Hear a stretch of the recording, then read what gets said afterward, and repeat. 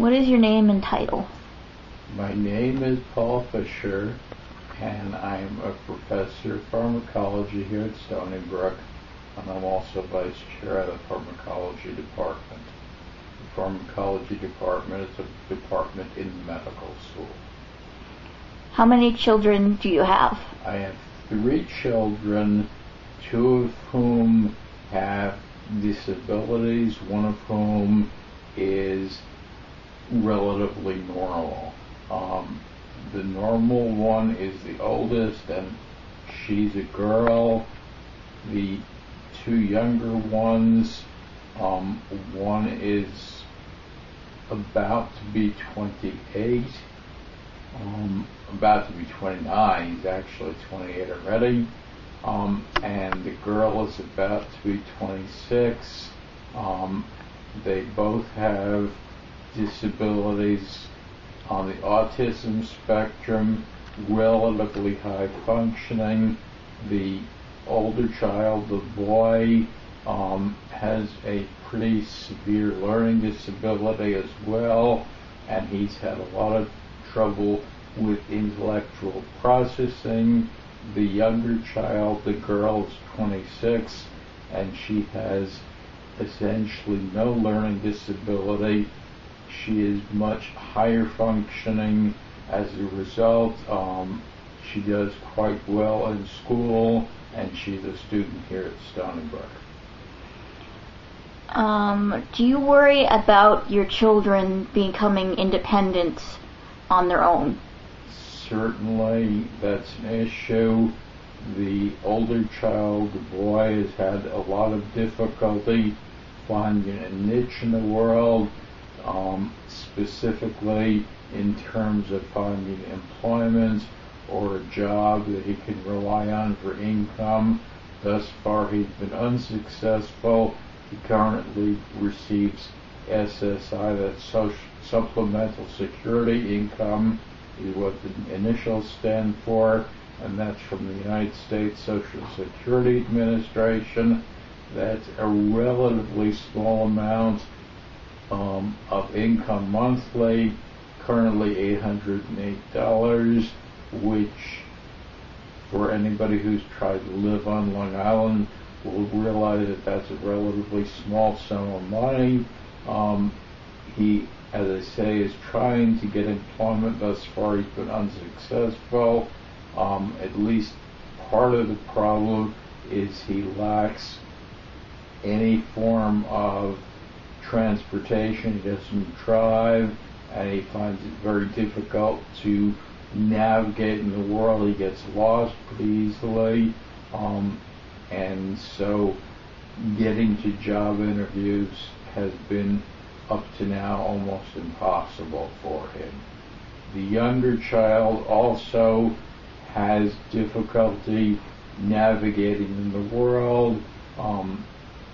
She also lacks a driver's license, and as a result has to be driven places and or picked up.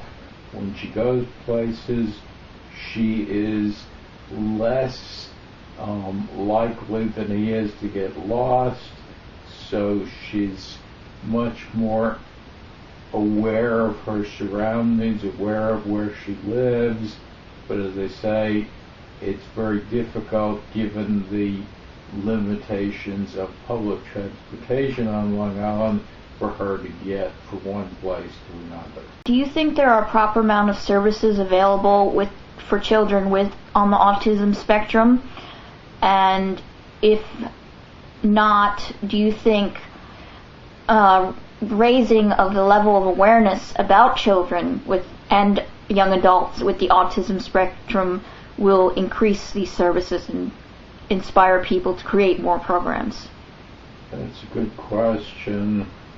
I think that there are very few services for young adults with autism spectrum disorders. I think most of the services that are available are geared towards very young children. So, for example, there are no jobs programs designed specifically for young adults with autism spectrum disorders, and there is little flexibility, little understanding of the level of function. That is, you can have some very low-level functioning, you can have some very high-level functioning, and clearly individuals with different levels of function require very different services. In other words, custom-made or custom-tailored services need to be developed. I think that it would be the likelihood that such services will be developed is only possible if the general awareness of these disorders, of these disabilities, is raised. That is, people are not terribly enlightened, do not know these disorders exist, and as a result have not focused their energies on developing services that these individuals can take advantage of. All right, thank you for your time. You're welcome. State your name, age, and status. My name is Jeremy Fisher-Reed. I am 28, and I'm looking for a job. Have you been employed before? Yes, I was employed 3 times. Did you tell them about your disability? Yes, in 2 of the jobs. How were you treated? In the first one, I wasn't treated that well, but I wasn't fast enough to do the job, so it was really just not a good fit. What disabilities do you have that made you not fast enough? I have OCD, Asperger's, and a learning disability. Okay. How were you treated in the job? Were you treated well? They just understood me better, and it was a better job for me. What do you think of the services offered to people with disabilities? Psychological disabilities? I think it's gotten better. I don't think there's enough still, but that's to be expected. Why is it to be expected? Because not all disabilities are understood as well, and as time goes on, it will get better. I hope. That also goes into the next question. Do people typically understand you and your disability when you explain it to them? Depends who you're talking to. What kind of people are you talking about? Just people you interact with, whether it's teachers or job employee, your boss, whatever you've interacted with, everyday people. Like someone who knows nothing about disabilities? Yeah, just people you interact with every day. When I meet someone new, usually I'll have to explain it to them, and usually they won't know if I'm lying, or they won't get it until they actually see it happening. And it depends on the person, if they're understanding or if they are just kind of a jerk.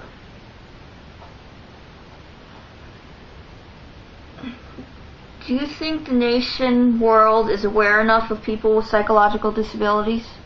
No.